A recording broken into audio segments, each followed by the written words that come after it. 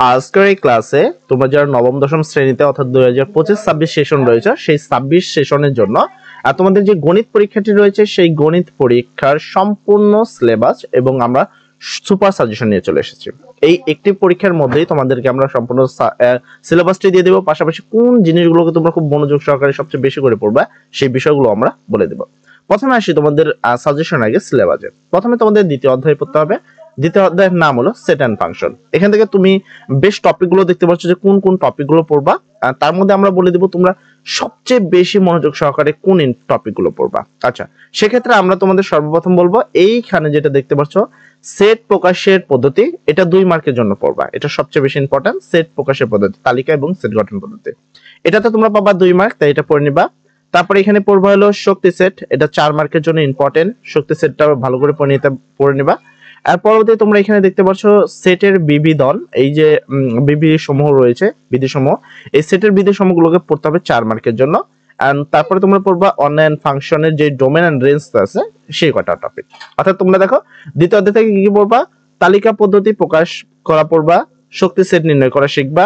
তারপর হলো এখানে যে বিভিন্ন সেটের থাকে সেটের বিধি সমূহ সেগুলো প্রমাণ করা শিখবা, এন্ড অনলাইন ফাংশন নির্ণয় করা শিখবা। তাহলে তোমরা এখান থেকে যে ধরনের প্রশ্নই আসুক না কেন সম্পূর্ণ পারবা। কেন বিগত সালে কিন্তু আমরা সম্পূর্ণ বিগত সালের প্রশ্নগুলো খুব সুন্দর অ্যানালাইসিস করার পরে তোমাদেরকে এই সুপার সাজেশনটাই দেওয়া হচ্ছে, যেন তোমরা আগে থেকে সকল প্রিপারেশন নিতে পারো।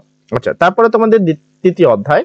তৃতীয় অধ্যায়ের নাম ছিল হলো বীজগাণিতিক রাশি। তো বীজগাণিতিক রাশিতে তোমরা দেখতে পাচ্ছ যে এখানে কোন কোন টপিকগুলো তোমাদেরকে পড়তে। বীজগণিতের ক্ষেত্রে তোমাদের এই টপিকগুলোকে ইম্পর্টেন্ট দিতে হবে। তবে সর্বপ্রথম আমরা বলবো যে বীজগণিতের মধ্যে তোমরা কোনগুলো প্রয়োগ করবা। তোমরা 2 মার্কের জন্য বীজগণিতের যে ক নাম্বার মার্ক থাকে সৃজনশীল, সেটার জন্য তোমরা পড়বা উৎপাদক বিশ্লেষণটা, খুব ইম্পর্টেন্ট সহকারে পড়বা, কারণ এখান থেকে প্রচুর পরিমাণে প্রশ্ন আসে উৎপাদকে, মানে ক নাম্বার প্রশ্নে 2 মার্ক পাবা এখান থেকে, ঠিক আছে। তার পরবর্তীতে তোমাদের এখান থেকে পড়তে হবে, তোমরা যদি দেখো এখানে বেশ অনেকগুলো সমস্যা রয়েছে, তবে এখান থেকে মূলত তোমাদের পড়তে হবে বাস্তব সমস্যার সমাধানে বীজগণিতিক রাশির গঠন ও প্রয়োগ। তোমাদের এই জিনিসটা করতে হবে, অর্থাৎ মান নির্ণয় করা, তারপর হলো ঘন নির্ণয় করা, এই মান নির্ণয় টপিকের গুলো করতে হবে তোমাদের বীজগণিতের মধ্যে। মান নির্ণয় বেস্ট ইম্পর্টেন্ট সহকারে করতে হবে। তারপর এখানে তোমরা দেখতে পাচ্ছ এখানে হলো চতুর্থ অধ্যায়, যেটা হলো সূচক এন্ড লগারিদম। এন্ড সূচক এন্ড লগারিদমের মধ্যে তোমরা কোন টপিকগুলো করবে আমি বলে দিই। এখানে তোমরা দেখতে পাচ্ছ যে সূচক এন্ড লগারিদমের মধ্যে এই টপিকগুলো তোমাদের সিলেবাসে রয়েছে। তবে এখান থেকে তোমরা করবা আর 4.1 যেটা রয়েছে সেখানে শেষে দেখবা 16, 17, 18 কিছু প্রশ্ন রয়েছে, শেষের প্রশ্নগুলো পড়বা, এবং 4.2 এরও ঠিক শেষের প্রশ্নগুলোই পড়বা। তো এখান থেকে তোমরা পড়তে পারো লগারিদমের পদ্ধতি, যেমন উদাহরণ 10 রয়েছে সেটা পড়তে পারো। তারপর এখানে লগারিদমের সূত্রাবলীর কোনো প্রয়োজন নেই, এখানে জাস্ট এইটা পড়ে নিবা লগারিদমের পদ্ধতি, মানে কিভাবে লগ করতে হয়, কিভাবে সূচক করতে হয়। এই সূচকের যে অধ্যায়টা রয়েছে 4.1 এবং 4.2, এখান থেকে শেষের প্রশ্নগুলো ভালো করে করবা, বেশ ইম্পর্টেন্ট সহকারে। এরপরে তোমরা দেখতে পাচ্ছ সপ্তম অধ্যায় তোমাদের, মানে চতুর্থ পরে পঞ্চম এবং ষষ্ঠ অধ্যায় কিন্তু নেই, সপ্তম অধ্যায় যেটার নাম হলো ব্যবহারিক জ্যামিতি। আচ্ছা, ব্যবহারিক জ্যামিতি থেকে তোমরা কোন টপিকের উপরে জ্যামিতি করতে পারো এখানে দেখতে পাচ্ছ বেশ অনেকগুলো জ্যামিতি কিন্তু তোমাদের এখানে রয়েছে। তবে ব্যবহারিক জ্যামিতির মধ্যে সবচেয়ে বেশি জ্যামিতি আসে হলো ট্রাপিজিয়াম সংক্রান্ত যে জ্যামিতিগুলো রয়েছে এগুলো কিন্তু অনেক বেশি আসে। তারপরে তোমরা এখানে পাশাপাশি পড়তে পারো আর ত্রিভুজ সংক্রান্ত তোমরা চাইলে পড়তে পারো, ঠিক আছে। তো তবে আমি তোমাদের রিকমেন্ড করবো ট্রাপিজিয়াম সংক্রান্ত যে ত্রিভুজটি রয়েছে সেইটা তোমরা অনেক বেশি পড়বা, এখান থেকে খুব বেশি পড়ার দরকার নেই সপ্তম অধ্যায় থেকে। অষ্টম অধ্যায়কে তোমরা মাস্ট বি ইম্পর্টেন্ট দিবা। অষ্টম অধ্যায় হলো বৃত্ত, এখান থেকে প্রশ্ন বিগত সালে কোনোবার মিস করে নাই, তুমি যদি ভালো করে বিগত সালে প্রশ্নগুলো দেখো অষ্টম অধ্যায়কে কখনোই মিস করা হয়নি।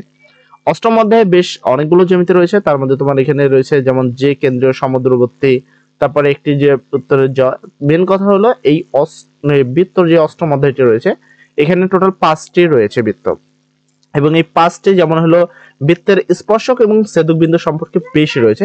এই জায়গাটায় যে তোমাদের যে ত্রিভুজগুলো রয়েছে মানে বৃত্তগুলো রয়েছে এগুলো খুব সুন্দর করে পড়বা, তাহলে দেখবা 100% কমন পাবা, কারণ এখান থেকে কখনোই প্রশ্ন মিস কিন্তু করেই না। আচ্ছা, পরবর্তী হলো নবম অধ্যায় ত্রিকোণমিতি অধ্যায়। আচ্ছা, ত্রিকোণমিতি অধ্যায় যেটা তোমাদের সিলেবাসে রয়েছে সেখান থেকে তোমরা কি কি টপিকগুলো সবচেয়ে বেশি মনোযোগ সহকারে পড়বা। এখানে বেশ অনেক কিছু দেখতে পাচ্ছ তোমরা, এখানে তেমন কিছু লাগবে না। তবে ত্রিকোণমিতি থেকে তোমাদের যেটা সবচেয়ে বেশি মানে সবচেয়ে বেশি মনোযোগ দিয়ে পড়তে হবে, এখানে তোমরা যদি খেয়াল করো এখানে দেখো 0 ডিগ্রি 90 ডিগ্রি এই কথাগুলো লেখা আছে, এগুলোর আসলে তেমন প্রয়োজন নেই। মেন কথা হলো ত্রিকোণমিতিতে 9.2 এর অধ্যায় রয়েছে, অর্থাৎ 9 নম্বর অধ্যায়, সেই অধ্যায়ে তোমাদের বিভিন্ন ত্রিকোণমিতিক সমাধানগুলো করতে পারতে হবে। তারপর সমকোণী ত্রিভুজের বিভিন্ন এখানে নামকরণ লেখা রয়েছে, তবে সমকোণী ত্রিভুজের যেই অঙ্কগুলো রয়েছে বিশেষ করে সাপ্লিমেন্টে এবং বিগত সারি প্রশ্নগুলো রয়েছে এগুলো খুব ভালো করে করতে হবে। ঠিক আছে, ত্রিকোণমিতির যত বেশি সালের প্রশ্নগুলো পড়বা সেক্ষেত্রে তোমার কমন পাওয়ার চান্সেস তত বেশি। ঠিক আছে, বইয়ের থেকে সাল পড়ার চেষ্টা বেশি করবা। আর যারা নবম শ্রেণীতে রয়েছে তারা চেষ্টা করো এই অধ্যায়গুলোর শেষে দেখবে কিছু 2-3টা সৃজনশীল থাকে ওইগুলো করার। আর পরবর্তী হলো তোমার 13 নম্বর অধ্যায় অর্থাৎ সসীম ধারা। আচ্ছা, ধারা থেকে তোমরা কি করবে, ধারা থেকে টোটাল 6টি অঙ্ক করলেই হয়ে যায়। সসীম ধারা থেকে করবা হলো 8 নাম্বার, 16 নাম্বার, 17 নাম্বার, এই অঙ্কগুলো করবা, আর 20 নাম্বার অঙ্কটা করবা। তাহলে তোমার সমান্তর ধারা হয়ে যাবে। এই যেমন তোমার হলো নির্দিষ্ট সংখ্যক পদের সমষ্টি নির্ণয়, এই বিষয়টা ভালো করে পড়বা। আর গুণোত্তর ধারা থেকে তোমরা করবা 8 নাম্বার, 12 নাম্বার, দেখবা তোমাদের গুণোত্তর ধারা যে টপিকটা আছে মানে 16.2, সেখান থেকে তোমরা করবা নির্দিষ্ট পদ নির্ণয় করা এবং এই যে টপিকটা রয়েছে সমষ্টি নির্ণয় করা। তবে এখান থেকে তোমাদের যেটা করতে হবে, এখানে দেখবা বিভিন্ন ধরনের মান দেওয়া রয়েছে, আমরা বইয়ে এসে সেই বিষয়টা টপিক নিয়ে কথা বলবো। আচ্ছা, সর্বশেষ অধ্যায় তোমাদের 16 অধ্যায়, যেটা করতে হবে পরিমিতি। আচ্ছা, পরিমিতি থেকে তোমরা যেটা করবা বিশেষ করে 16.2 কে এবং 16.4 কে সবচেয়ে বেশি ইম্পর্টেন্ট দিবা, কারণ এই যে ত্রিকোণমিতির যে মানে পরিমিতির যে অধ্যায়টা আছে 16.2 এবং 16.4 অর্থাৎ হলো সহজভাবে বলি বিভিন্ন ঘন আয়তাকার ঘনবস্তুর যে বিষয়টা আছে এটা খুব বেশি আসে। পাশাপাশি সামন্ত্রিক, ট্রাপিজিয়াম এবং রম্বস, এই যে রম্বস এই প্রশ্নগুলো কিন্তু খুব বেশি আসে। তোমরা এই কয়টা টপিক খুব ভালো করে পড়বা, রম্বস, সামন্ত্রিক, ট্রাপিজিয়াম। বৃত্ত সংক্রান্ত পড়ার দরকার নেই, আয়তাকার ঘনবস্তু, ঘনক এবং বেলুন, এই দুইটা টপিকে সবচেয়ে বেশি মনোযোগ সহকারে পড়বা। এই হলো তোমাদের যে গণিত পরীক্ষাটি রয়েছে সেই গণিত পরীক্ষার একবারে কোথা থেকে কি পড়বে এবং কোনটাকে শুরু থেকে ইম্পর্টেন্ট দিবা আমরা তোমাদের বোঝানোর চেষ্টা করেছি। তো অবশ্যই এগুলোকে খুব ইম্পর্টেন্ট দিবা। আমরা নেক্সটে চেষ্টা করব তোমাদের যে বাকি যেই এই সাবজেক্টগুলো রয়েছে সেগুলোর উপরে কিন্তু আমরা অলরেডি সাজেশন দিয়েছি, তোমরা চাইলে সেগুলো দেখে নিতে পারো। আর পাশাপাশি আমরা এর পরবর্তীতে এমন সাজেশন নিয়ে আসবো যেন মাত্র 5টা বোর্ড বা 3টা বোর্ড করলে তুমি 100% কমন পাও। সর্বোপরি কথা আজকের ভিডিও পর্যন্ত ছিল। সবাই ভালো থাকো, সবার জন্য অনেক ভালো থাকে। আসসালামু আলাইকুম।